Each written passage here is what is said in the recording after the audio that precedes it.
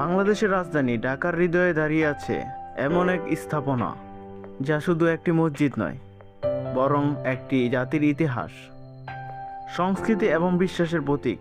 প্রতিদিন হাজার হাজার মানুষ এখানে আসে, কেউ নামাজ পড়তে, কেউ শান্তি খুঁজতে, আবার কেউ ইতিহাসের স্পর্শ অনুভব করতে। কিন্তু আপনি কি জানেন, মসজিদের নকশার পেছনে লুকিয়ে আছে এক অসাধারণ গল্প? আজ আমরা প্রবেশ করব বাংলাদেশের সবচেয়ে পরিচিত ধর্মীয় স্থাপনার ভেতরের অজানা জগতে।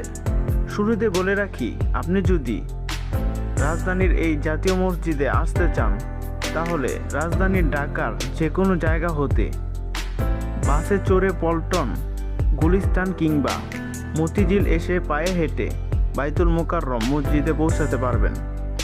ঢাকা শহরকে অনেকেই চেনেন যানজট, ব্যস্ততা আর অসংখ্য মানুষের শহর হিসেবে, কিন্তু এই ব্যস্ততার মাঝেও এমন কিছু জায়গা আছে যেখানে প্রবেশ করলে সময় যেন ধীর হয়ে যায়।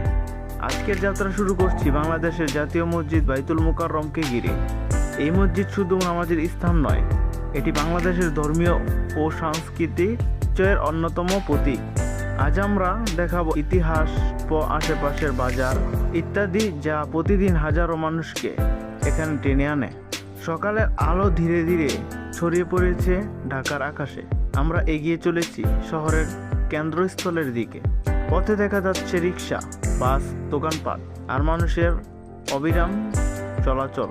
এই শহর কখনো থামে না, কিন্তু কয়েক মিনিটের মধ্যেই আমরা পৌঁছে যাব এমন এক জায়গায় যেখানে হাজারো কণ্ঠ একসাথে উচ্চারণ করে একটি নাম, সেটি হলো আল্লাহ। বাইতুল মোকাররম মসজিদ ঢাকার প্রাণকেন্দ্রে গুলিস্তানের খুব কাছে পল্টন এলাকায় বাইতুল মোকাররম মসজিদ এর অবস্থান। 1960 সালে 27 জানুয়ারি বাংলাদেশের জাতীয় মসজিদ বাইতুল মোকাররম নির্মাণের উদ্যোগ গ্রহণ করেন বাওয়ানী জুট মিলসের তৎকালীন মালিক বিশিষ্ট শিল্পপতি লতিফ বাওয়ানী ও তার ভাতিজা ইয়াহিয়া বাওয়ানী। বাইতুল মোকাররম মসজিদের জন্য পল্টনের 8.30 একর জমি বরাদ্দ রাখা হয়। 1962 সালে মসজিদের নির্মাণ কাজ শেষ হয়। মসজিদের নকশায় বৈচিত্র্য প্রদানের উদ্দেশ্যে গম্বুজ পরিহার করে কাবাঘরের আদলে চারকোনা কাঠামো তৈরি করা হয়েছে।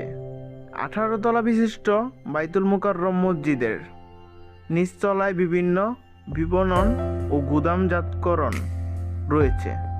মসজিদের 2য় তলা থেকে 6ষ্ঠ তলা নামাজ আদায়ের জন্য ব্যবহৃত হয়। 2য় তলা থেকে খতিব নামাজ পড়িয়ে থাকেন।